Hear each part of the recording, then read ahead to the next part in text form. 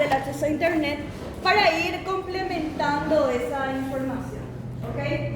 Bueno, quienes no rindan el primer parcial, eventualmente se va a tomar un recuperatorio del primer y segundo parcial en donde podrían rendir también, solo que en ese recuperatorio claramente va a entrar todo lo que se dio en el semestre, ¿sí? Entonces va a ser un examen un poquitito más pesado. Así que les recomiendo prepararse ya para este 17 de septiembre. Bueno, ¿qué fecha es entonces el parcial? Ok, 17 de septiembre. De hoy en 15, ¿sí? Por favor, avísenle a sus compañeros también para que no se encuentren con la sorpresita, si es que no se enteran. Igual esto está en el calendario de la plataforma. Bueno, hoy nos toca desarrollar lo que es cultura pop, ¿verdad? Estamos todavía dentro de lo que son los realismos, o sea, esta vida compleja y muy ambigua que tiene el ser humano después de las guerras, ¿verdad? Acá ya estamos en la post-segunda guerra mundial y ya nos damos cuenta que el ser humano es diferente, ¿verdad? Cada ser humano es diferente al siguiente y que tiene diferentes características, diferentes necesidades y esas necesidades, tanto físicas como psicológicas, también varían de persona a persona. Entonces, como que hay una manera de entender la sociedad en la que no se pueden dar soluciones universales. Porque va a pasar, antes de esto, que vamos a ver la próxima clase, es un proceso de abstracción y racionalismo en el que aparecen las figuras de Le Corbusier y sus amigos que tratan de dar una respuesta universal a los problemas del hombre, entendiendo, tratando de poder hacer un hombre normalizado y decir esto es un hombre normal y para este hombre nosotros hacemos la arquitectura. En los realismos ya dijimos, ¿verdad?, que lo que busca es justamente entender, abrazar y responder a esa diversidad que tiene el ser humano. Bueno, en esto entonces nace lo que es la cultura pop, que básicamente es abrazar la complejidad y aprovechar todos los medios de comunicación que en ese momento estaban, digamos, explotando.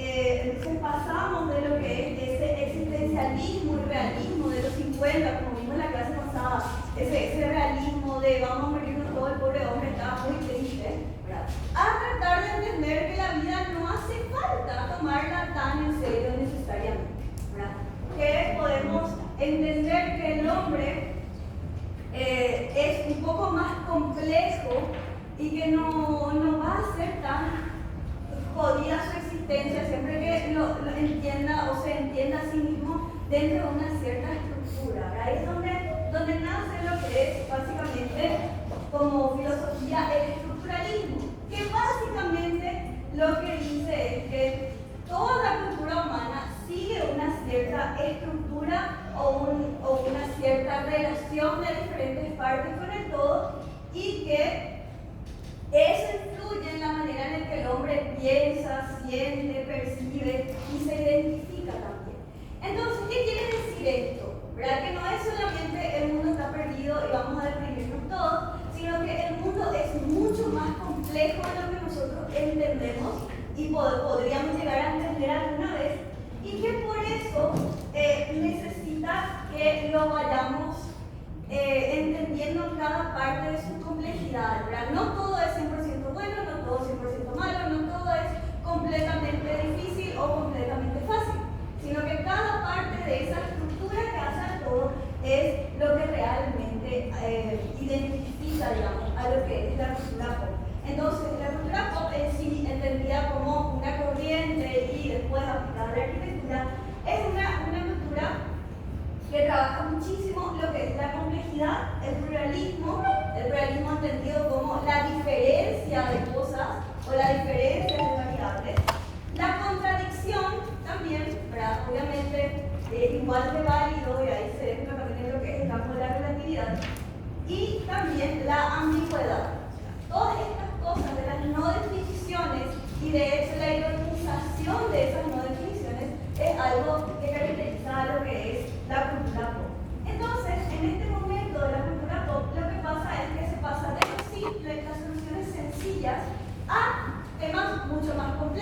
Tanto el arte, la arquitectura y todas las corrientes de producciones culturales posteriores van a abrazar esa complejidad y van a identificarse con ella, ¿verdad? A propósito, digamos, van a querer ser complejos.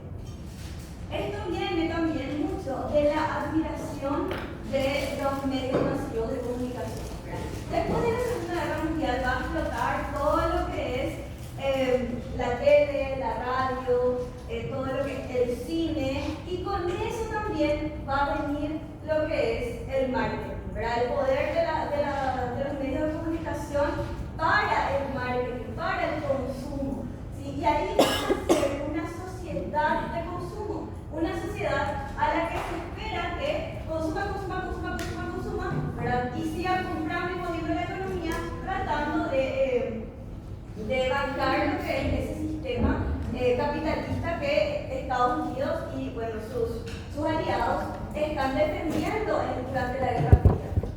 Entonces, básicamente van a aprovechar todo lo que son estos medios masivos de comunicación para extender su ideología, ¿verdad? Para contar que, bueno, vos vas a ser mucho más linda si es que usas esta crema, ¿verdad? O vos vas a ser mucho más fuerte si es que usas estos zapatos, o sea, cualquier cosa, ¿verdad? En este momento, más o menos donde sucede, no sé si vieron alguna vez esa serie Mad Men, esa serie de básicamente todo ese mundo de las publicitarias y cómo las publicitarias van moldeando la mente del consumidor, ¿verdad? Y ahí dirigiendo un poco lo que es el pensamiento de lo que se conoce como la sociedad de masa y la sociedad de consumo. Entonces, esta sociedad de las masas, básicamente, lo que dice es tratar de imponer una moda para el total de la gente y que el total de la gente se vaya moviendo como una masa y entendiendo las verdades que los más medios o los medios de comunicación masivos les venden, digamos. Bueno, también en este momento y entendiendo un poco lo que es la complejidad de la sociedad, se trata de volver a lo que es también algunos mecanismos de la pintura hiperrealista.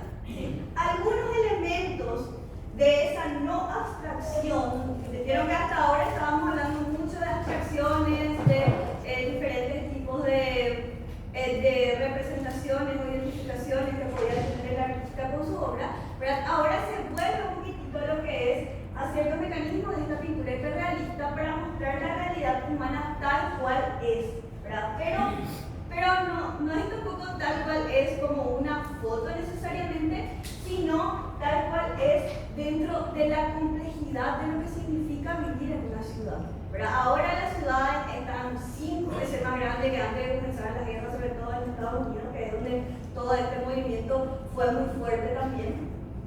Entonces, entendemos que las ciudades son muy complejas, ¿verdad? Vemos la foto de una ciudad, por ejemplo, y cada una de esas ventanitas, que vemos que son millones, responden por lo menos a la optimización de ese espacio por una persona, ¿sí? Por lo menos por una persona, puede ser más. Y esa persona tiene una vida, ¿verdad? Esa persona tiene una historia, tiene cosas que le gustan, que no le gustan, tiene cosas que le hacen feliz y cosas que le hacen daño.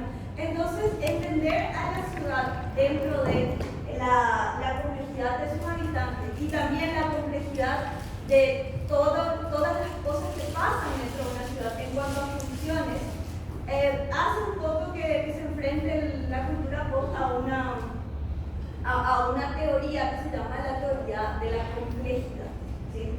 Bueno, acá nosotros, vamos a ver luego las clases posteriores cómo los del movimiento moderno quisieron separar las ciudades, ¿verdad? Ellos van a querer separar las ciudades por funciones, van a decir, bueno, acá se trabaja, acá se vive, acá uno viene a hacer su ocio, ¿verdad? Y todo se conecta por carretera. Eso decían los racionalistas, ¿verdad? Que después, vamos a ver más adelante. Pero ahora, ¿verdad? Esto que es posterior a los racionalistas, ellos piensan, no, ¿verdad? No es así la vida, ¿verdad? Porque si no, cuando todos nos vayamos a nuestras casas, la ciudad, el lugar donde se trabaja, va a quedar desolado. Y eso va seguramente a llevar al crimen o va a llevar a que estos lugares se degraden. Entonces, las ciudades tienen que entender, para funcionar correctamente, tienen que abrazar esa complejidad, ¿verdad? Tienen que poder tener, idealmente luego en el mismo barrio donde vos trabajás, también tenés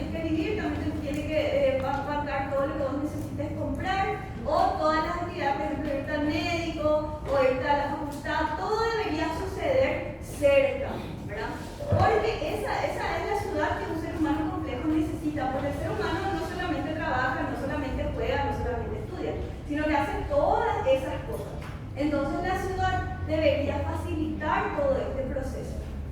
Bueno, entonces, hablando, como les decía, que son las teorías de la complejidad.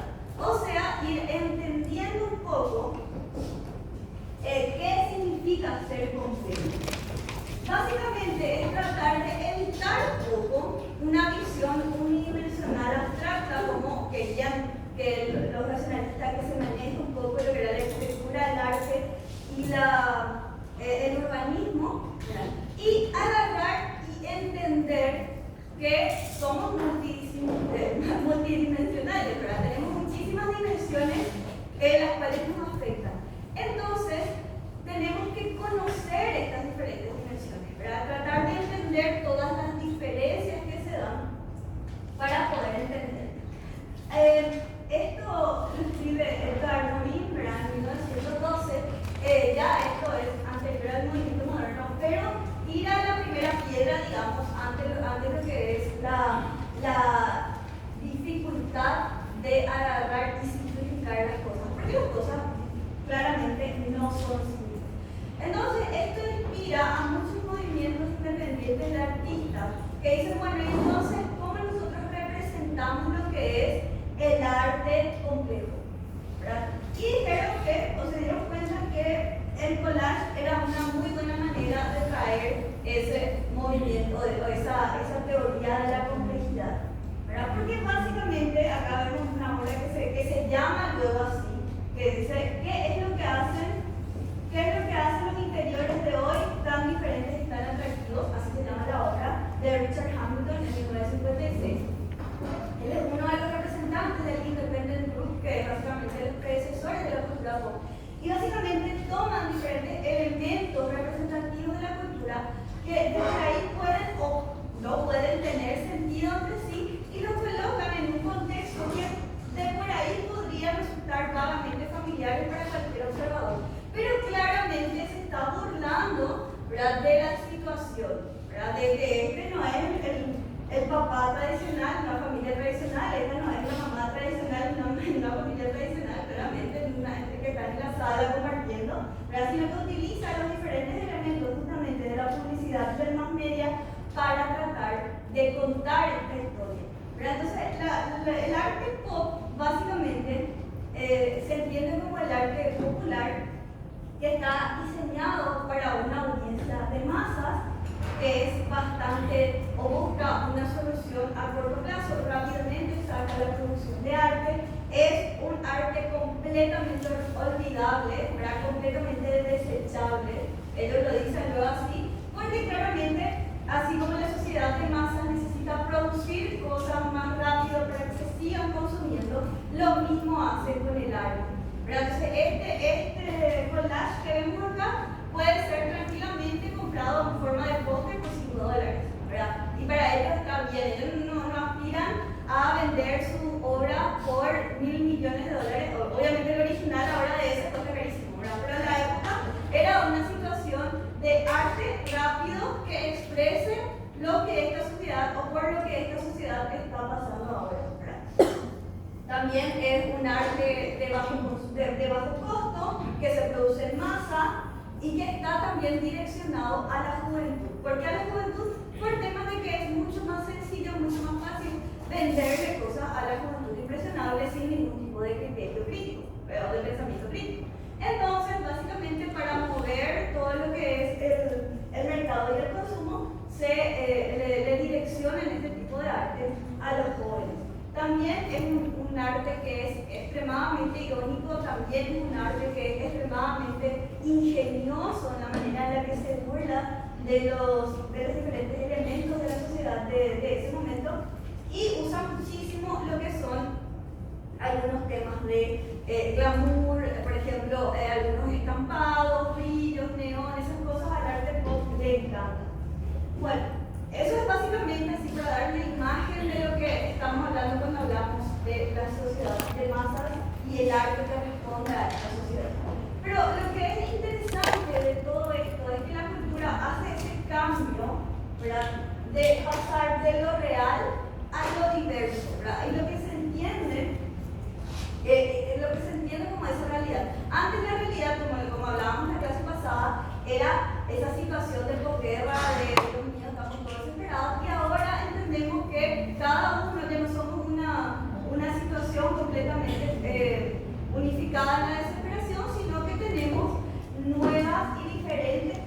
dentro de lo que es nuestra sociedad. Y que al entender lo diverso nosotros podemos responder mejor a las situaciones que nos presenta esa sociedad. Y se pasa de lo que es la universalidad, o sea, esa respuesta racionalista de las cosas, esa idea de que esta es la única verdad, a temas como el azar, lo imprevisible y el caos que forman parte de la vida, ¿verdad? Que forman parte de la producción de arte y arquitectura también, ¿verdad? Así mismo como es vivir la vida que uno no sabe si va a llegar a su casa esta noche, ¿verdad? También se aplica a la forma de hacer arte y arquitectura. También otro paradigma importante de este momento es que lo diferente siempre es mayor a lo similar. O sea que podemos estar todos acá dando clase y lo que nos une, ¿verdad? Lo que nos hace similares es que, bueno, ustedes son estudiantes de arquitectura, lo que nos hace comunes a nosotros, estamos hablando de historia de arquitectura, pero claramente somos muy diferentes, ¿verdad? Somos muy diferentes en la manera en la que hablamos, nos vestimos, las cosas que nos interesan y que no nos interesan. Entonces, hay muchas más cosas en las que somos diferentes que en lo que somos realmente iguales, ¿verdad? Eso es lo que dice la cultura pop. Pero que eso no está mal, ¿verdad? Sino que eso es lo que va a ayudar a guiar los pasos para ir generando una nueva arquitectura y un nuevo arte.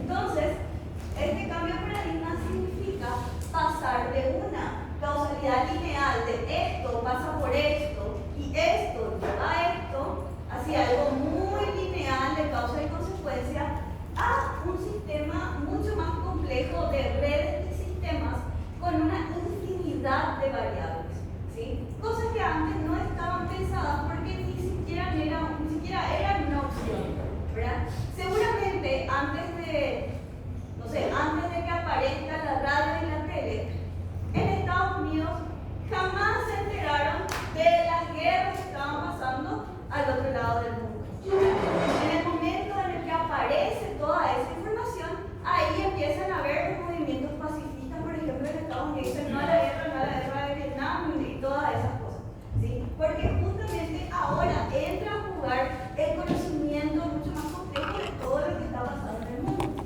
Entonces, se convierte la complejidad en un nuevo concepto central. La complejidad va a ser lo que mueva todo, va a atravesar temas de sociología, de ciencia, de filosofía, de arte. O sea, la complejidad va a estar realmente en todos lados. Y va a tocar elementos muy complejos. Ya no se solucionan cosas linealmente, sino que todo está ligado directa o indirectamente a través de otras cosas en el mundo. La globalización, la era de internet, en ese mundo era internet, pero los medios masivos de comunicación van a achicar las distancias y van a generar movimientos importantes en la sociedad, en el arte y la arquitectura. O sea, la misma idea esa del efecto mariposa, de que una mariposa mueve sus alitas en Buenos Aires y genera un tifón en Australia, ¿verdad? Básicamente todo está ligado en el universo y todo después va a tener un efecto, ¿sí? Entonces, eso va a ser algo muy importante. Complejidad por un lado y el efecto de estas redes de comunicación de causas y efectos varios va a ser algo muy importante. Otro paradigma importante va a ser la contradicción, ¿sí? Así como somos diferentes, podemos tener posturas diferentes. Podemos entender que hay paradojas en diferentes ámbitos y que tranquilamente pueden vivir juntas, ¿verdad? Un ejemplo de ello es justamente la estructura que Freud dijo que tenía el ser humano, ¿verdad?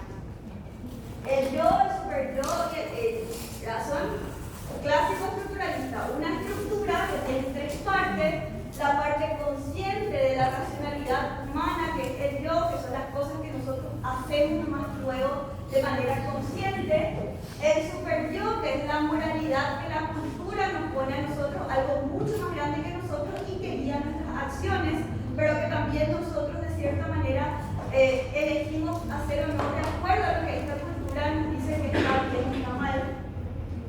Y el ello, que básicamente primitivo, ese cerebrito reptiliano, que es básicamente lo más primal y animal que tiene el cerebro humano, ¿verdad? Y que da justamente el inconsciente. Ya vimos también que los surrealistas se agarran mucho de lo que es el ello para el desarrollo de sus obras, ¿verdad? La cultura pop abraza la contradicción de estas tres partes y trata de trabajar con ellas. Otra cosa también que tiene mucha contradicción y que en este momento se está manejando es el tema de la materia y la física cuántica, ¿verdad? Como una cosa puede ser al mismo tiempo materia y espacio. O sea, entender que los átomos en realidad nunca se tocan, que siempre hay espacio entre ellos, pero que nosotros sentimos como sólidos porque se repelen, ¿verdad? Entonces, algo mientras más grande es, mientras más masa tiene, más espacio tiene entre sus átomos también. O sea, ¿cómo es posible que algo sea materia y vacío al mismo tiempo? Esa es la contradicción que trae, por ejemplo, este cambio de paradigma también. Entonces, tenemos lo que es la complejidad, lo que es la contradicción en lo que son estos cambios de paradigmas, para entender esta diversidad. Y eso toma ciertas formas, ¿verdad? Toma ciertas formas a la hora de hacer arte y de hacer arquitectura. Bueno, entonces se inspira un poco en lo que es la teoría de la información, en el llegar más lejos, llegar más rápido, agarrar y aprovechar los medios masivos de comunicación, aprovechar los primeros pasos de la cibernética también, que en ese momento se estaban desarrollando, y trabajar con lo que es la teoría de sistemas, que es básicamente una manera de estructurar las relaciones cuando se va a estudiar algo o cuando se va a lanzar una teoría o cuando se va a tratar de organizar algo en particular. Y eso, ¿verdad? Con todas las teorías de la complejidad de los años 60 y otros aportes formales del pop art son los que finalmente van a dar forma a estas formas del siglo XX. Y el pop art básicamente es como la hermanita mucho más agradable del surrealismo, ¿verdad? Básicamente es una herencia consumible, ¿verdad? Fácilmente vendible de los manifiestos dadaístas y surrealistas. ¿Se acuerdan de los dadaístas? ¿Verdad? Estos de acá. De por ahí, no todo el mundo estaría alegre de tener un Duchamp en su sala, ¿verdad? Tipo, tener un escritorio en la sala por ahí no es tan agradable, ¿verdad? O capaz esto podría o no agradar, ¿verdad? Lo que es esta herencia dadaísta o la herencia surrealista, lo mismo, ¿verdad? Por ahí podría ser demasiado inquietante manejar estas imágenes y ponerlas en cualquier lado. Tienes que tener una cierta personalidad para poder pararte frente a esa pintura y decir, si yo tengo esto en mi casa, ¿verdad? Esto indica mi gusto por el arte, ¿verdad? De por ahí es un poquito, te pueden preguntar si estás bien. Entonces, el pop art lo que dice es que todo se puede mezclar, todo se puede ironizar y todo se puede convertir en una iconología, ¿verdad? ¿Para qué tomarnos la vida tan en serio? ¿Para qué tomarnos el arte tan en serio? ¿Verdad? Si todo realmente puede ser consumible, puede ser vendible y entender que todo esto va a llevar a la creación de esta nueva imagen, ¿verdad? ¿Está bien? ¿Quién vio una película de Marilyn Monroe? Una persona. ¿Quién le conoce? ¿Quién sabe su vida? ¿Quién vio alguna vez su imagen? ¿Verdad? Este es un ejemplo clarísimo, ¿verdad?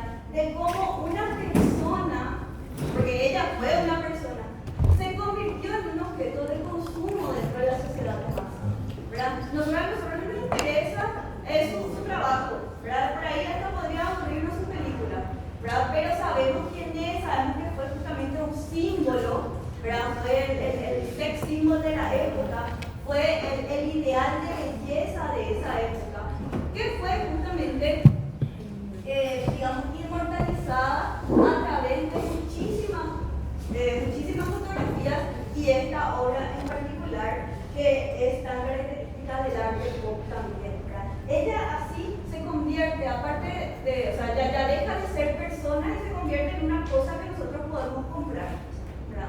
Y ni siquiera luego es una foto demasiado agradable de ella, es un experimento pictórico que hizo Warhol en esta obra, ¿verdad? Es ya el concepto de lo que ella representa para esta sociedad de masa lo que te está vendiendo acá. Y vos que ves esta serie de colores y ves, no sé, glamour, Hollywood o algo así. Entonces, este es algo muy fuerte realmente en el cambio de este pensar, de convertir a la persona en el objeto.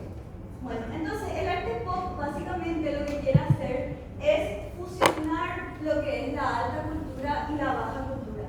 O sea, eso que la gente dice que es alta cultura, por ejemplo, las grandes obras clásicas, irse a la ópera, al ballet, a los grandes museos, ¿verdad? Eso que es un arte realmente de élite, tratar de ponerlo al lado o fusionar con todo lo que la gente, el folk, la gente de afuera de la calle está produciendo, ¿verdad? En este caso, todo lo que tiene que ver con las manifestaciones nativas y también todo lo que tiene que ver con el arte urbano, ¿verdad? Los grafitis y demás también van a ser algo muy fuerte en lo que es la cultura pop. Entonces, van a haber influencias, ¿verdad? De la música, del arte, bueno, los Rolling Stones, los Beatles, todos estos son de este momento, ¿verdad? La minifalda que vino a causar un infarto, básicamente, y todo lo que son los diferentes movimientos artísticos de inicio del siglo XX. Todo esto va a ir creando esta cultura de masas que se identifica con estos patrones culturales, ¿verdad? Ya no son más solamente algo que les gusta a los yanquis o a los ingleses, ¿verdad? Sino que toda esta información o todo este mundo va a ir a todo el mundo y la gente lo va a ir adaptando como suyo propio. Entonces ya no vamos a ver, tipo, nos diferenciamos tanto de los ingleses porque nos gusta esto, de los yanquis, por ejemplo, porque nos gusta esto, sino que ya tenemos algo mucho más unificado que es justamente el resultado de esa cultura de masa. Entonces, la cultura pop lo que tiene es un tiempo híbrido de complejidades y superposiciones. Así como un colapso. Ok. La cultura pop lo que tiene básicamente es que, así como vimos en esa imagen de los interiores tan atractivos supuestamente, trata de manejar o de captar esas complejidades todas al mismo tiempo, ¿verdad? Así como el realismo tenía su tiempo de la existencia humana, ¿verdad? Que se alargaba a lo largo de la existencia humana, el tiempo de la cultura pop es un tiempo de muchas cosas que pasan al mismo tiempo, en diferentes partes del mundo, en diferentes realidades. Entonces hay muchísima superposición y muchísima complejidad. Entonces, el sujeto, ¿verdad? El sujeto a quien está dirigida esta obra ya no es el productor, sino el consumidor de esta obra.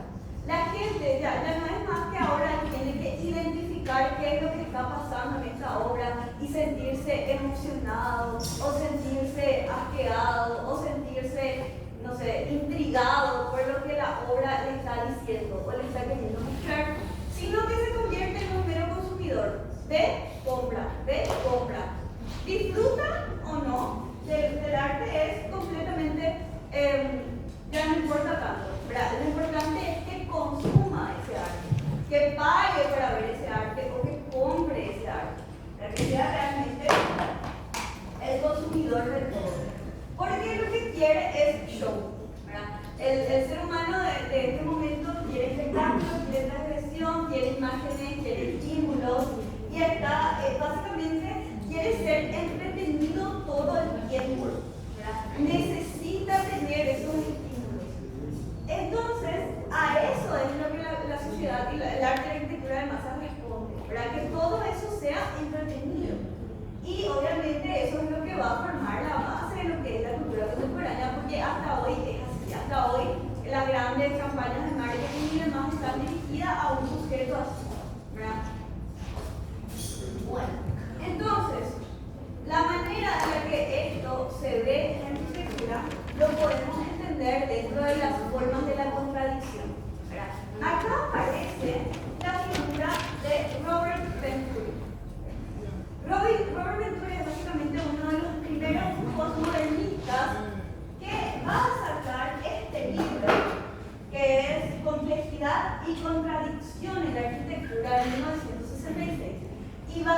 empezar a hablar un poco de todo lo que la arquitectura hace, ¿verdad?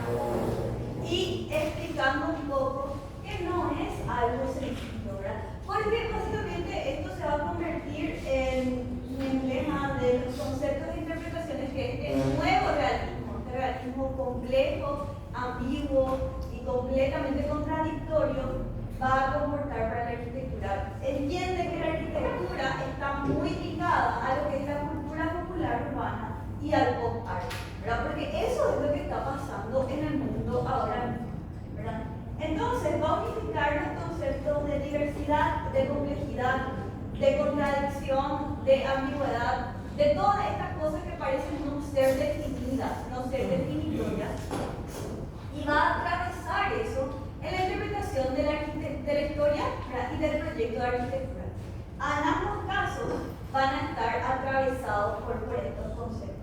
Entonces, ya cuando estudia la historia, por ejemplo, va a tratar de encontrar la contradicción en la manera en la que los romanos hacían sus obras, o en la manera en la que en el neoclásico se manejaban ciertos materiales.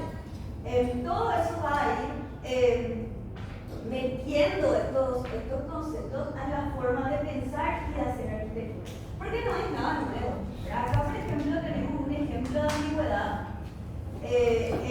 Venturi encontró muchísimas obras que justamente avalan que la riqueza de la arquitectura está justamente en esa ambigüedad. Acá es la Casina de Pío de 1561 fue construida esta obra. Y básicamente, acá vemos que tiene un entablamento recto y después acá no sabemos si es parte del entablamento, parte de la pared o ya parte de la bóveda. ¿Dónde empieza una, dónde termina otra? No se entiende, ¿verdad? No sabes dónde terminó realmente una parte para irse a la siguiente. Entonces, básicamente, ¿qué es lo que está pasando? ¿Verdad? Esta es la imagen perfecta de lo que es la ambigüedad a lo largo de la historia. No es algo que estuvo, que se inventó, ¿verdad? Sino que siempre estuvo pasando. Entonces, la pluralidad va a ser el concepto que va a ser esencial para todo lo que va a ser la realidad de ese momento, porque todo solo puede ser interpretado desde la diversidad de las cosas, desde que las cosas son diferentes. Toda interpretación contemporánea de las cosas va a conducir a ese pluralismo, porque cada uno tiene una visión diferente, una forma de pensar diferente.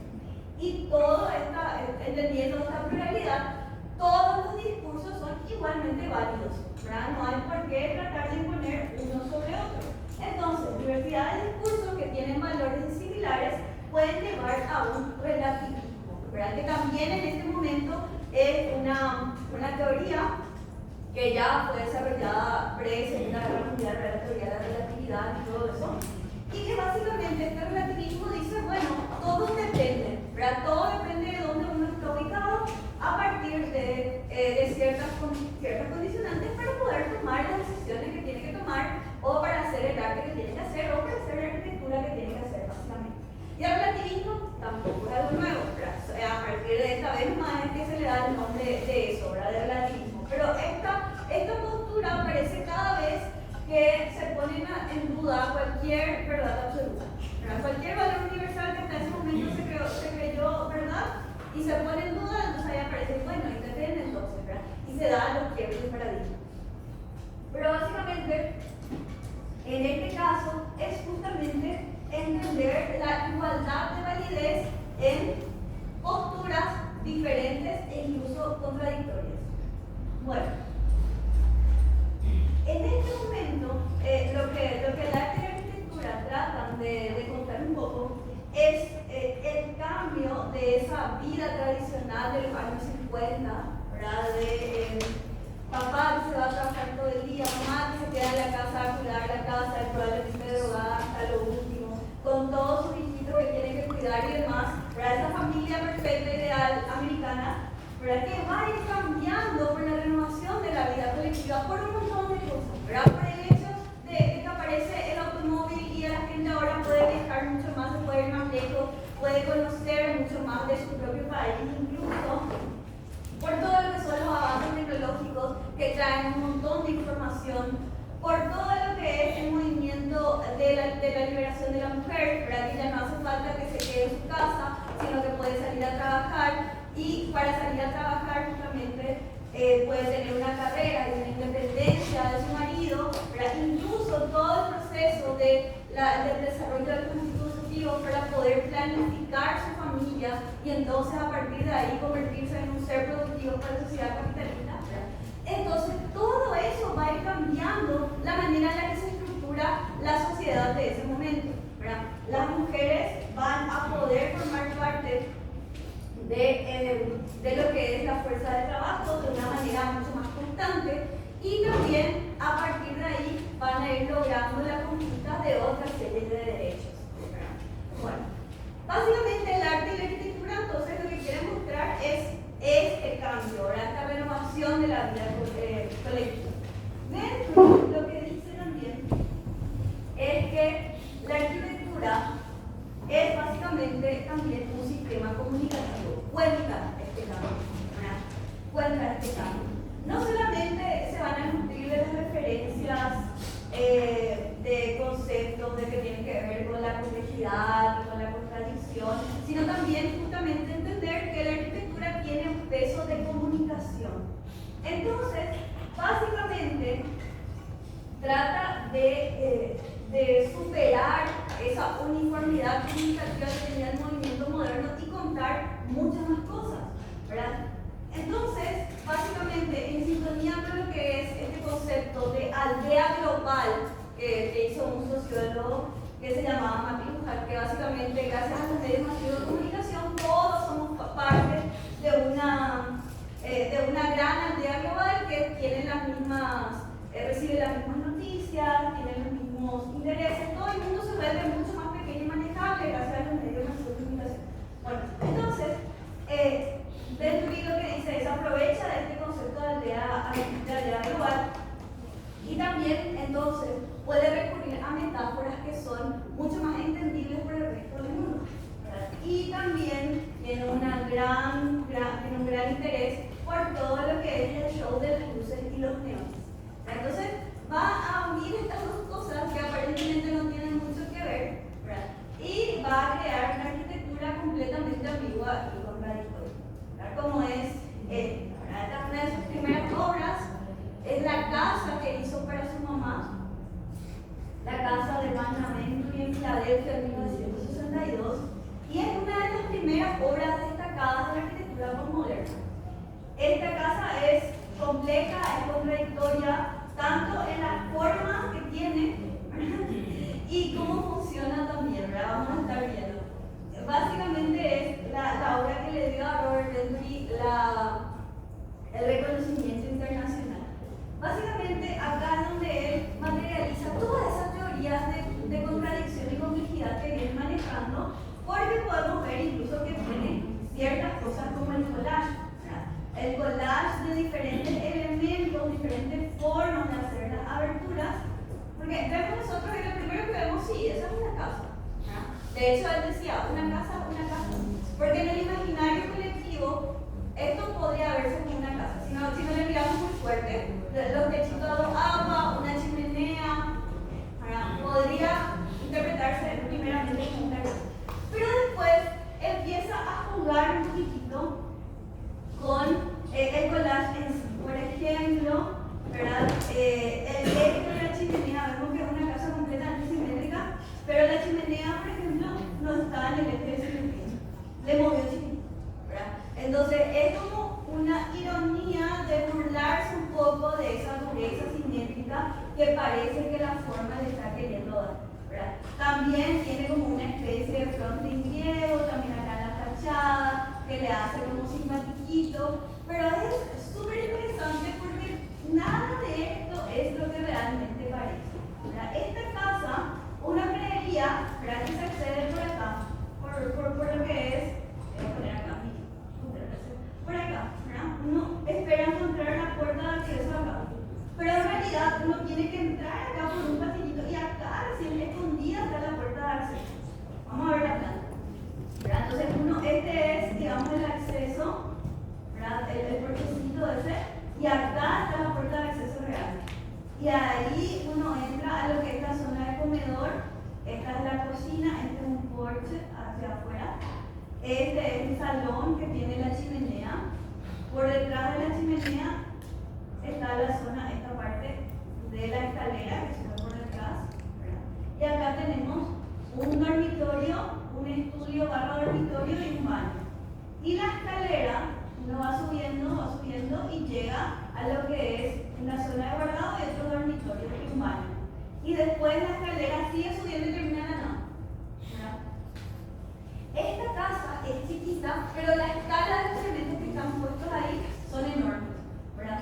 El acceso es súper difícil de identificar, o sea, más o menos sabés que está por acá, pero en realidad la puerta principal está escondida. Y todo el funcionamiento de las cosas es súper arcaico, ¿verdad? Casi parece un laberinto. La escalera que de repente es chiquitita, después es grande, después es chiquitita otra vez, después se va a terminar en la nada. Cosas así son burlas, ¿verdad?, que hace este arquitecto para tratar de contar, digamos, esta complejidad. Y exteriormente la casa básicamente muestra su función, ¿verdad? Básicamente muestra que el acceso está por ahí, no está tan por ahí, pero está por ahí, ¿verdad? También se usa lo que es el recurso de la cinta y el collage con los diferentes elementos que le ponen, ¿verdad? Literalmente esta es la ventana que usa Aldo Rossi, esta grande de la casa acá de escala, ¿verdad? Esta es una ventana de Rossi, la ventana corrida típica de la exposición está acá, la chimenea de Henry Wright está acá. Entonces son elementos de diferentes contextos que están en la misma obra viviendo, ¿verdad? Cosas que a nadie más se le ocurriría. Un collage, así mismo como los interiores, esos tan atractivos aún, ¿verdad? Igualito es lo que pasa acá en la fachada de esta casa. Parece muy simple, pero es muy contradictoria porque parece simétrica, ¿verdad? De cierta manera parece simétrica hasta que te fijas en la chimenea, como ya habíamos hablado, pero también es una falsa simetría, porque la fachada es simétrica, pero ya vimos que el interior no, ¿verdad? El interior no responde a esa simetría. Todos los elementos están a una escala mayor de la que deberían, porque los espacios son demasiado chiquititos.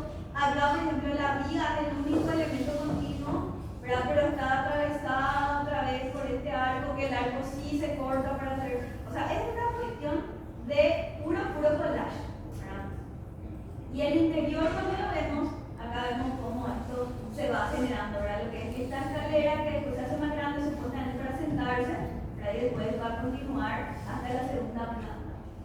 Acá vemos otra vista de la chimenea, ¿verdad? Y el resto de la casa, y este es una de las habitaciones que tiene el pero arco para todo el ventanal. Para una habitación tan chica, tener un ventanal tan grande, por ejemplo, ese es el ejemplo de ese juego de escala que estábamos hablando. Y básicamente, ese juego de contradicciones y ambigüedades que se van creando en la obra de Ventura. Él va a desarrollar muchísimas teorías. Una parte importante van a ser sus tinglados decorados o decorated shells que van a encontrar, ¿verdad? Básicamente, Venturi con dos de sus amigos, ¿verdad? O sea, en realidad su esposa, Scott Brown, y su amigo Eisenberg, van a escribir un libro que se llama Learning from Las Vegas, ¿verdad? O Aprendiendo de Las Vegas. Este libro es impresionante, ¿verdad? Porque se están dando cuenta de que hay una nueva arquitectura que está surgiendo en los Estados Unidos, que no es esa arquitectura del movimiento moderno, o que no es para servir a la gente realmente, sino que es para atraer a la gente y para que la gente consuma, ¿verdad? Entonces, básicamente, el caracú, digamos, de este tinglado decorado es eso, es un tinglado que tiene una fachada, ¿verdad? Que tiene una fachada y que hace algún tipo de pretensión a lo que es el contenido de esa obra en particular. Bueno, entonces, ¿qué pasa con eso? Acá tenemos un ejemplo, ¿verdad? Que es la ampliación del National Gallery en Londres, que es el Ala Sainsbury, que se hizo entre 1981 y 1991. Este es literal un tinglado decorado, acá vemos la parte del tinglado, que básicamente le pusieron una piel de piedra y reboque y demás para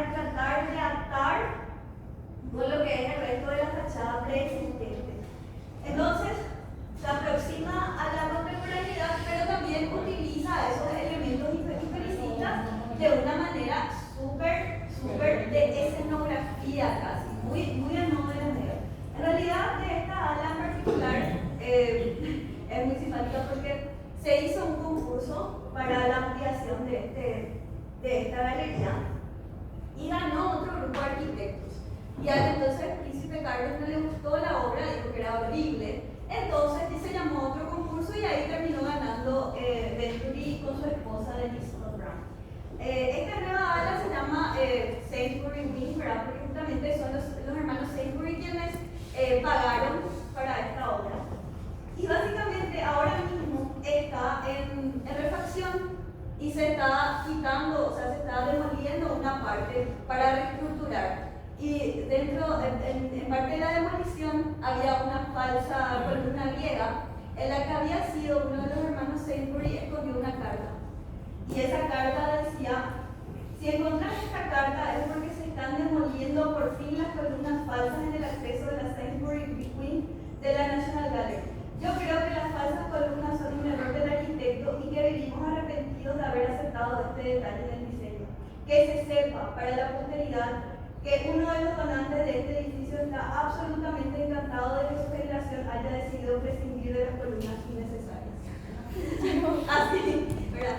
O sea, ni siquiera, y de hecho Denise Brown salió hace poco a decir luego que toda esa ironía que se quiso meter en la obra era básicamente como un payaso de circo con tutú, ¿verdad? Era puro show, no sostenía nada, no era real, que es lo que hacía en el museo, ¿verdad? Entonces, es entender un poco hasta dónde va la ironía y hasta dónde, bueno, puede llegar a afectar un poco esto, ¿verdad? Pero el concepto de tinglado decorado, que es lo que fue desarrollando Robert Venturi con también Denise Brown, básicamente es tratar de traer estas cosas más contemporáneas que tienen, por ejemplo, los materiales, el hecho de poder trabajar con el hierro, con el cristal, con todo lo mejor de la museología contemporánea y poder igual tener una fachada que más o menos sea similar a lo que es la preexistencia.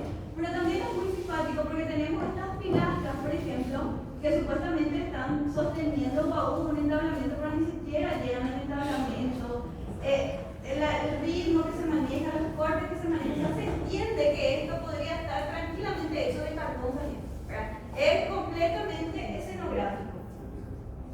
Casi falsedad, casi disfraz, así como justamente es en la pega, ¿verdad? Al momento en el que esta fachada se quiera echar, ¿verdad? En el caso de que se quiera echar, obviamente no, porque esta es muy grave, pero en el caso de que se quiera echar, esto tranquilamente puede ser cambiado por otra cosa y no va a cambiar lo que es la función de lo que pasa adentro, ¿verdad? La arquitectura, la función está completamente desligada a lo que es la fachada o la estética exterior del edificio, ¿verdad?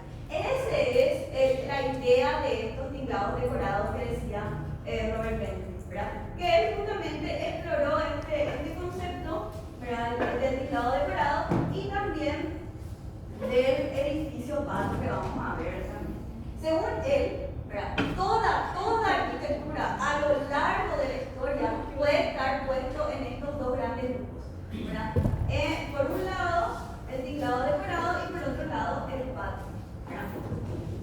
Que en su forma exprese su función, digamos, es el edificio Pato, ¿verdad?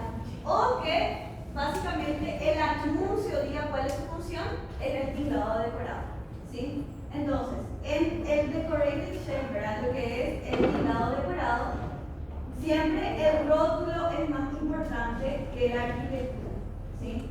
En ese caso es el edificio anuncio, ¿verdad? Que este de acá.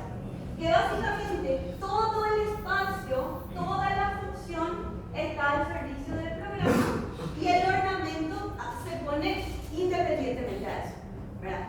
Esto, por ejemplo, es algo súper diferente a la manera en la que el movimiento moderno concebía la arquitectura, ¿verdad? ¿Por qué? Porque para ellos el ornamento era delito, básicamente, ¿verdad? Acá es puro ornamento, de hecho a veces el ornamento o lo que sea que tenía que llamar más la atención era siempre, digamos, lo que era la publicidad o justamente su ornamento, ¿verdad? Es básicamente una clásica arquitectura de caja de zapatos, se puede decir, al que le cosas diferentes, ¿verdad? Que le ponían como un rótulo. Y seguramente, y la mayoría de las veces era así, la arquitectura era lo más barato en todo eso, ¿verdad? Lo más caro era justamente ese rótulo, ¿verdad? Entonces era una arquitectura que quería hacer esto, ¿verdad? Básicamente, ¿por qué? ¿Por qué le parece?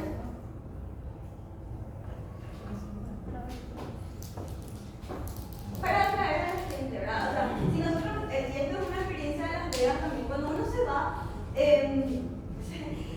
por Las Vegas, ¿verdad? Manejando o bajándose para la autopista, ahí que hay muchísimos casinos, ¿verdad? O hay muchísimos lugares donde la gente sabe en dónde se va a ir a estacionar, porque algo le va a llamar la atención, ¿verdad? Entonces, para que le llame la atención desde la autopista, se ponen estos grandes anuncios, ¿verdad? Para contar que su casino, o en este caso que las donas ahí, son lo más rico que se pueden encontrar, o que justo desde lejos, mientras viene manejando, ya sabe que ahí va a encontrar donas, ¿verdad? No se va a ir a encontrar, no sé, hamburguesas, ¿verdad? Sino que se va a ir a encontrar donas. Entonces ya sabe desde lejos. Es la arquitectura, digamos, de manera mediática. Y eso, hoy puede ser eso. Mañana puede ser otra cosa. Se quita la dona de ahí y se convierte en una escuela también, si quieres, ¿verdad? No está atada a la función, ¿verdad? Es completamente así, algo extra que se le pone para dar a entender esa función. Y después están los edificios patos, ¿verdad? Los edificios patos, esto no es una obra de Venturi, ¿verdad? Pero sí le dio el pie para empezar a pensar en este concepto del edificio pato, ¿verdad? Es una representación de cómo este edificio, a partir de su forma, ya cuenta para qué lo que sirve, ¿verdad? Acá claramente se venden cosas de pato, ya sea huevo de pato, patos, ¿verdad? Pero no se van a vender bicicletas, ¿verdad? Porque justamente la forma del edificio ya te dice claramente qué es lo que es, ¿verdad? Básicamente todo queda organizado para decirte que es una función. No puede funcionar lógicamente para otra cosa. Entonces todo está subordinado a la comunicación que tiene este edificio de la función que cumple, ¿sí? Este sí es muy diferente o muy difícil que pueda funcionar para otra cosa, ¿verdad? El edificio pato vende cosas de pato, así nomás. Esto, justamente algo que podemos ver en Las Vegas, ¿verdad? Podemos ver también el regreso a la arquitectura de lo que es el simbolismo y el resurgimiento de todas estas referencias de la cultura pop en lo que es la arquitectura y la planificación urbana, ¿verdad? En Las Vegas, a Las Vegas no le importa hacer la mejor arquitectura, a Las Vegas no le importa la luz, el espacio, la fluidez espacial y todas esas cosas que por ahí podrían ser poéticas en arquitectura. A Las Vegas le interesa que te llame la atención, ¿verdad? Que vos te vayas y te llame tanto la atención, nunca vi la Torre Eiffel, y te vayas a estacionar ahí abajo y entras a un casino, ¿verdad? Ese es solamente una gran escultura frente a un casino, ¿verdad? O que te vayas a ver, no sé, la gran fuente de ese superhotel que está ahí. Entonces, traer esas imágenes, ¿verdad? Capaz, incluso, no le interesa hacer Venecia, ¿verdad? Con ser una escenografía que parezca Venecia, ya está atrayendo a la gente, ya está atrayendo el consumo de esa gente, ¿verdad?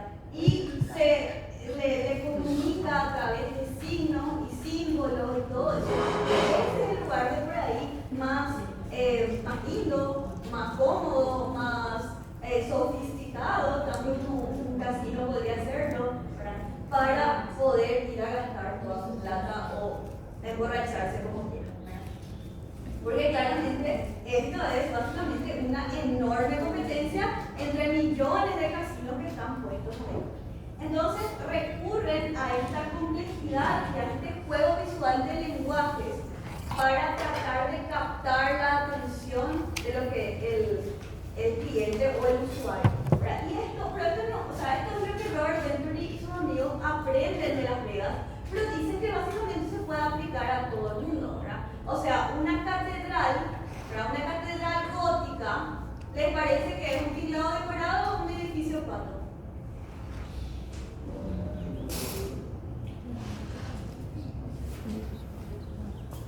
Para nosotros los judeocristianos nos parece más un edificio pato, ¿verdad? De por ahí, porque una iglesia siempre va a ser una iglesia, ¿verdad? Pero, por ejemplo, hay muchos lugares en Escandinavia, y eso que ya el tema de la religión de por ahí pesa menos, que muchas iglesias se están convirtiendo en bibliotecas, se están convirtiendo en centros culturales, van perdiendo su peso simbólico, digamos, y se va convirtiendo en algo mucho más humano, digamos, mucho más a servicio de la gente. Bueno, y básicamente Venturi lo que quiere es proponer una arquitectura que sea genérica, que tenga símbolos y dimensiones humanas, que básicamente utilice todas las iconografías que son comunes para las personas y que abrace lo que es esa complejidad natural que hace parte del ser humano, ¿verdad?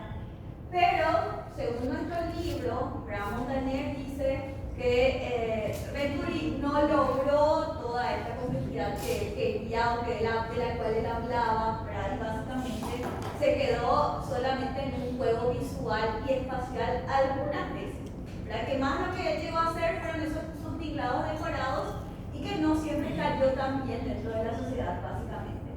Pero bueno, eso ya es un juicio de valor que hace nuestro autor. Bueno, después hablamos un poco de lo que son las formas de la ambigüedad. Ya vimos un poquitito lo que eran las formas de la contradicción con Venturi, y hablar un poco de las formas de la ambigüedad. Para hablar un poco de esto tenemos que entrar a lo que es los paralelismos que hay, ¿verdad? Entre lo que es la forma de hablar, la forma de estructurar el lenguaje y la forma un poco de manejar la arquitectura, ¿verdad? O sea, el arte de la arquitectura va a tomar esta capacidad comunicativa del lenguaje y también va a tomar elementos del surrealismo y del dadaísmo como el objeto encontrado, ¿verdad? El arte de la arquitectura van a tener estas raíces bastante híbridas que van a tocar estos dos grandes mundos, pero lo van a hacer de una manera muy diferente, ¿verdad? Acá tenemos el teléfono Langosta de Dalí, surrealista 100%, y de eso pasamos a la lata de sopa Campbell de Warhol, ¿verdad?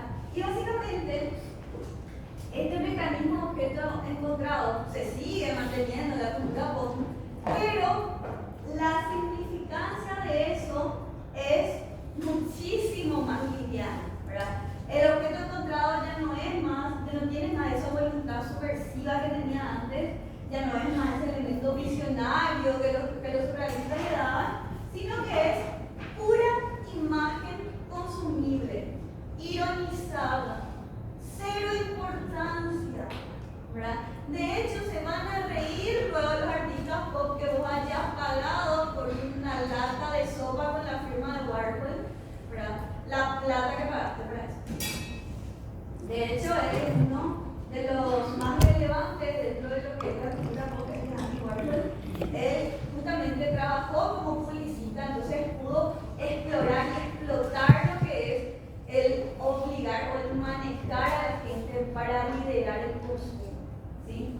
Entonces, él reproducía estos objetos, estos íconos que por ahí eran muy reconocibles dentro de la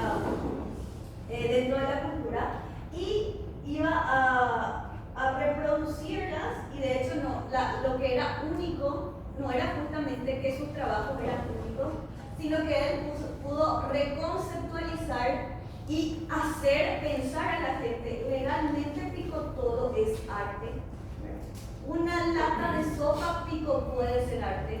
Y ni siquiera es que este tipo pintó que la lata de sopa. No, seguramente le ilustró así rápidamente y imprimió, ¿verdad? Y las reproducciones de eso se siguen vendiendo. Y eso, o sea, y el hecho de que él haya podido hacer una carrera de eso es una total y completamente mente de tiburón, ¿verdad? O sea, pudo realmente liberar lo que es la atadura de ese arte de élite y traer a lo que se conocía como la baja cultura. Y básicamente utiliza también y explora todo lo que los medios de comunicación o las nuevas tecnologías ayudaban a crear, ¿verdad? Entonces, básicamente, tenemos lo que es la cuatricromía de la impresión, el cian, magenta, yellow, black, ¿verdad? Los puntitos de diferentes colores que combinados crean todos los colores que nosotros conocemos, ¿verdad? Se aplicó esta teoría para la creación de la mayoría de sus obras, gran parte de sus obras entran dentro de esta serie de cuatricromía. También la trama de reproducción de la tele, con todo eso él trabajaba y llevaba a su arte. Otros grandes del pop, Roy Lichtenstein, por ejemplo, que él llevó lo que es el cómic al arte, ¿verdad? ¿Qué cosa más baja? O sea, tipo, algún crítico de arte Diderot se estaría dando la vuelta en su tumba, ¿verdad? Si se entera de que esto es considerado arte en ese momento, ¿verdad? Que era un elemento de entretenimiento para niños y que después fue llevado a la sala de arte, ¿verdad? Otra vez, la alta cultura y la baja cultura en fusión para crear lo que es, digamos, la cultura pop. Bueno, todo esto se fue desarrollando también en este espacio fantástico que era The Factory, que era básicamente la fábrica, ¿verdad? Estaba en Nueva York y básicamente estaba dirigido por Warhol y era un referente de la contracultura de los años 60 y justamente pudo ir rescatando grandes artistas de la calle básicamente y los convirtió en personas referentes del arte del siglo XX. Uno de ellos es Keith Haring, por ejemplo, ¿verdad? Con su forma de hacer arte, ¿verdad? Bastante cómic, pero con muchísimo simbolismo, ¿verdad? Podríamos quedarnos 6 meses analizando la obra de Haring. O los de Jean-Michel Basquiat también, ¿verdad? Él es grafitero 100%, ¿verdad? Que después se convirtió en un artista muy famoso.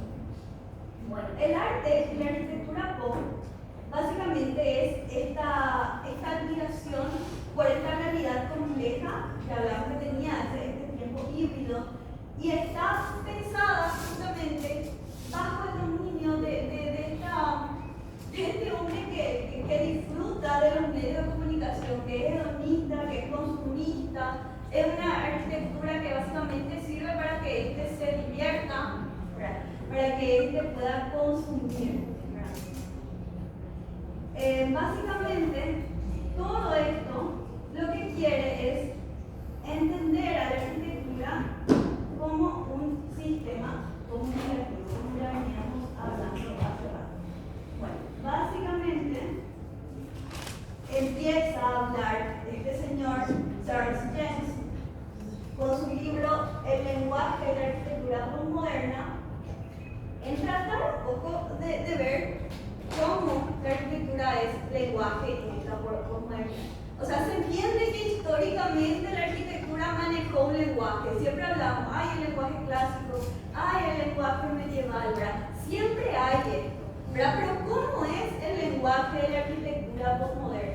Básicamente es tratar de entenderla dentro de estos sistemas de lenguaje y signos y obviamente integrando muchísimo lo que es el relativismo y el pluralismo. O sea, no dar por sentado ninguna verdad absoluta, todo es relativo y todo es diverso y diferente. No hay una respuesta sólida sola para una problemática, digamos.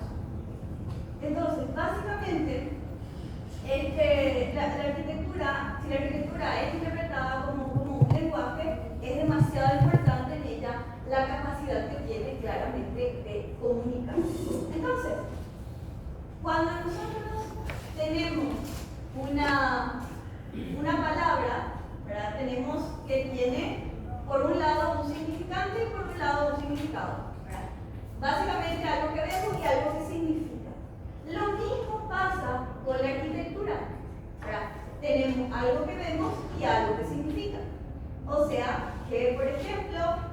para los griegos, un orden dórico era una regla completamente irrompible de que así, con ese entablamento, con ese basamento, así mismo se tenía que hacer la arquitectura y que se usaba en cosas muy particulares, ¿verdad? En edificios muy particulares. A los romanos eso ni les calentó, a los neoclásicos tampoco, ¿verdad? Ellos usaban la columna dórica o la jónica o la coríntea a su antojo para contar lo que ellos querían contar, ¿sí? Entonces tenemos el mismo elemento, pero el significado de ese elemento cambió. ¿Me explico? ¿Se entiende lo que estoy tratando de decir acá? ¿Sí o no? Ok, entonces, así también como hay una pluralidad de lenguas y significados, hay muchísimos idiomas, hay muchísimas palabras, las palabras significan muchísimas cosas, también hay una pluralidad de corrientes arquitectónicas, ¿verdad? O sea, haciendo este paralelismo entre lenguaje y arquitectura, también hay diferentes maneras de hacer y de contar arquitectura, ¿sí? Bueno, entonces, dentro de este sistema, ¿verdad? En el lenguaje, las palabras, estas palabras, son lo que para nosotros en arquitectura son los signos arquitectónicos. O sea, justamente todos estos elementos que nosotros tenemos que organizar para hacer arquitectura. O sea, pueden ser las columnas, los pilares, los entablamentos, los arcos, todo eso son signos arquitectónicos. Y no pueden entenderse fuera del contexto de los distintos grupos sociales en donde se crearon. Justamente como hablábamos de ese cambio de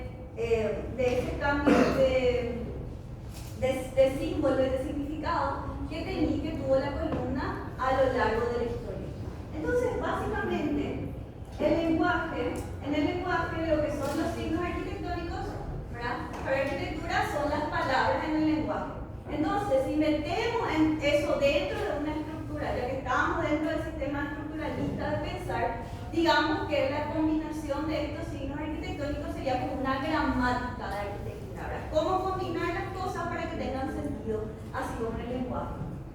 Bueno, entonces esa es, digamos, la sintaxis. La sintaxis de las palabras lleva también a una sintaxis arquitectónica, ¿sí?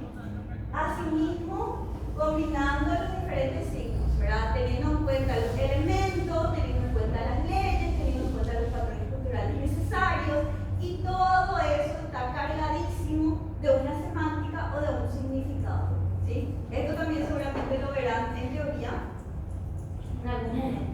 Bueno, y básicamente lo que nosotros entendemos dentro de esta arquitectura como lenguaje comunicativo es que básicamente la forma en la que nosotros organizamos los elementos arquitectónicos dicen algo, cuentan algo o deberían contar algo, básicamente, ¿verdad? Tienen que ser reflejo de la cultura que la está creando.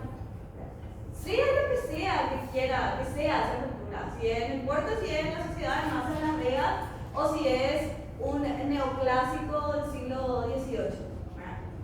Todo tiene su lugar, todo tiene su significado.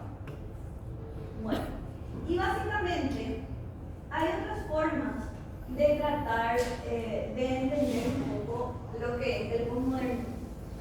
Básicamente tiene un poquitito una aproximación de historicista, también tratar de abrazar un poco lo que son las tradiciones históricas y por otro lado, ¿verdad? Abrazar ese consumismo metropolitano que veníamos hablando. Entonces, este fin de separación de la cultura de masa, de la cultura de élite que estábamos hablando, eso va a ser determinante para este postmodernismo, sobre todo para este, ¿verdad? Sobre todo para lo que es la cultura pop.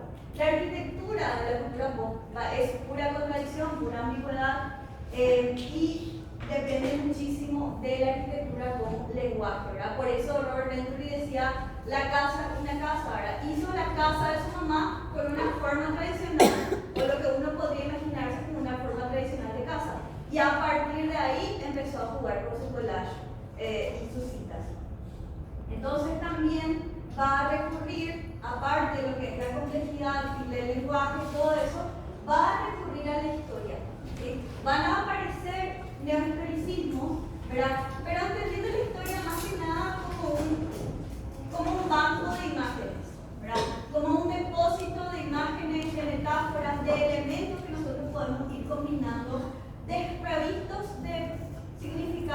también o resignificando esos elementos, ¿sí? Entonces, básicamente, buena parte de la obra de la arquitectura pop va a basarse en repertorios de la historia, justamente porque la historia tiene una capacidad comunicativa de contar algo, ¿verdad? Vemos una columna corintia y vemos seguramente algo un poco más lujoso, algo un poco más de imperio, cosas así, ¿verdad? Entonces, como que agarramos esos elementos y los resignificamos de cierta manera, utilizando el valor metafórico de las formas. Una arquitectura de la arquitectura pop es básicamente una arquitectura de collage. Es un collage de fragmentos tipológicos, ¿verdad? Estos fragmentos tipológicos serían justamente las columnas, los arcos, de por ahí los muros portantes, por el tratamiento de cornisas y eso, esos son fragmentos tipológicos, ¿sí? Y por el tratamiento de las pieles, o sea, las fachadas de las casas, ¿verdad? O de las plazas en este caso, como un sistema de percepción que intenta alcanzar la deseada complejidad. Este, por ejemplo, es la Piazza d'Italia de Charles Moore, que se construyó entre 1975 y 1978.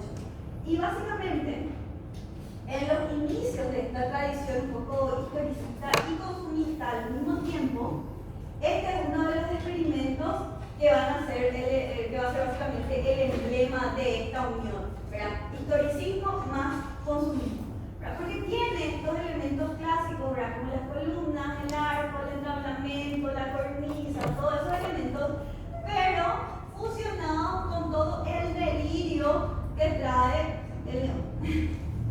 Entonces tenemos estas cosas, ¿verdad? Completamente iluminadas de diferentes colores para el show, ¿verdad? Entonces, en la combinación de estas formas historicistas con el neón y gran parte de la obra luego de este arquitecto se basó básicamente en legitimar estas raíces para la arquitectura pop, recurriendo un poco a lo que va a ser la pintura del siglo XIX y a otras tradiciones que tengan que ver con las formas históricas.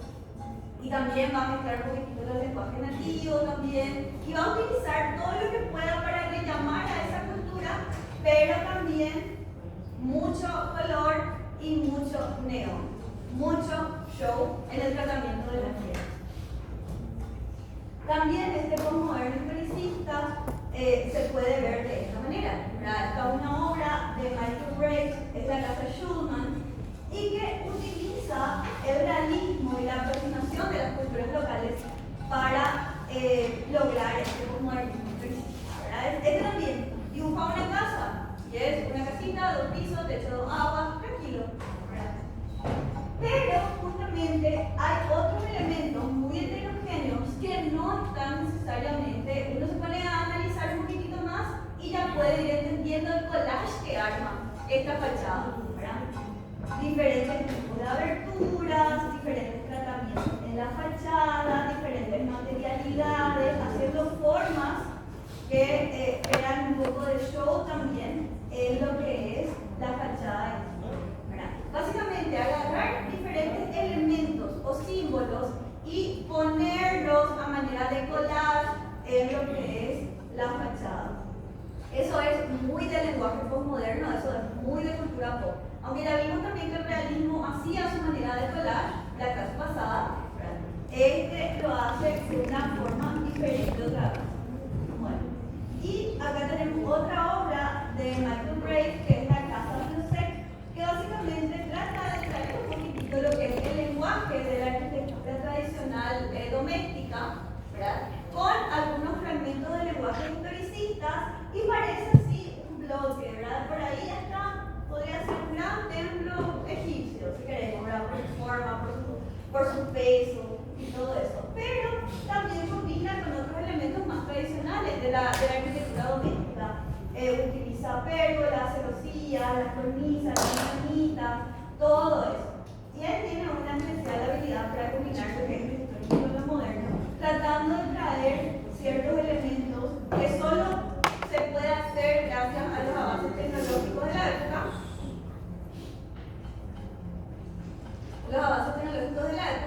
Pero también tratando de trabajar esa piel de una manera que hasta parezca historicista. Obviamente no es 100% historicista, ¿verdad? Jamás vamos a ver esta cantidad de ventanas en una obra neoclásica o en una obra, no sé, ¿verdad? X. Sino que esto es puro postmodernismo historicista, ¿sí? Entonces, básicamente, lo que quiere la arquitectura pop es nutrir lo que es esta arquitectura de consumo. Y no es solamente Disney, ¿verdad? Porque Disney es puro pop, ¿verdad? Disney es venir y sumergirte en este mundo de fantasía y entrar adentro y es puro estructura, ¿verdad? Eso es arquitectura pop, eso es arquitectura de consumo. Pero también arquitectura de consumo es todos estos desarrollos inmobiliarios, los shoppings, los grandes barrios cerrados, hoteles, todo eso es arquitectura de consumo, ¿verdad? Y básicamente utilizan muchísima la inspiración para la forma de hacer esta arquitectura de las imágenes del espectáculo. Justamente, Disney es un gran ejemplo de lo que significa todo eso. Y los shoppings, ¿verdad? Que son claramente grandes templos para ese consumo, ¿verdad? Hasta ese momento los shoppings no eran necesarios, no hacían falta, ¿verdad? Si estudian la historia de dónde nacieron los shoppings, eso es total y completamente post Segunda Guerra Mundial.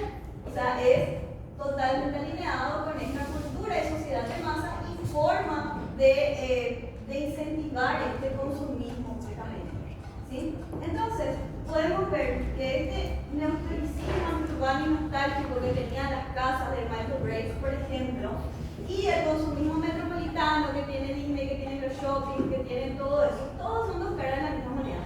Pero todo es mostrar lo que está pasando en esta sociedad de la globalización. Algunos abrazan este consumismo, son parte de esta sociedad, les gusta, participan, son el público perfecto.